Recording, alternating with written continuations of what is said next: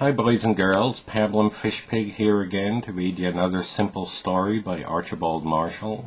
This one's called The Talking Horse. Once there was a horse that had been taught how to talk, and one day he said to his master, "Where are we going?" His master said, "Don't you worry about that. If I want you to go one way, I will pull one rein, and if I want you to go the other way, I will pull the other rein, and if I want you to stop, I will pull both the reins."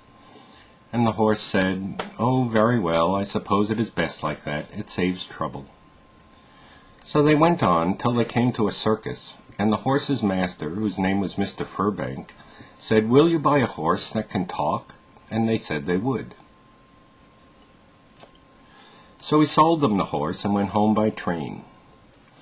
Well, the horse was quite comfortable, because they were kind to horses in that circus, and they fed him well. And whenever they gave him something to eat, he said thank you. And he did that in the circus, and everybody was very pleased at hearing a horse talk, and said it was very wonderful, and the circus made plenty of money out of people coming to hear the horse talk. Now Mr. Furbank had never worked his horses on Sundays, but at the circus, Sunday was the day when they moved from one place to another. So the first Sunday, the horse said, "Look here, I'm not used to working on Sundays. I don't like it." And they laughed at him and said, "Why, this isn't working. All you have to do is walk from one place to another with somebody on your back."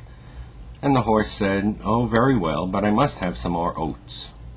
So they gave him some more oats, and he said thank you.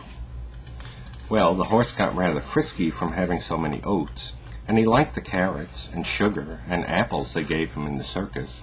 So one day, when he had said thank you for a carrot and had eaten it, he said, "Look here, I want another one." And his master said, "Well, you can't have another one until tomorrow." And he said, "I want another one."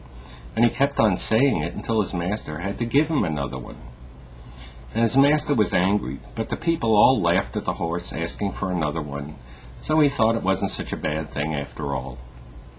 Well, the horse ate so much that he was quite ill and had to have some medicine, and he didn't like the medicine and spat it out.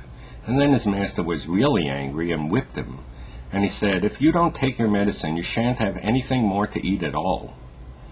So he said, "Oh, very well," and he took his medicine, and then he felt better. And then he said, "I want a pound of sugar to take away the taste of the medicine." But his master wouldn't give it to him, so he said, "Oh, very well then, I won't talk any more."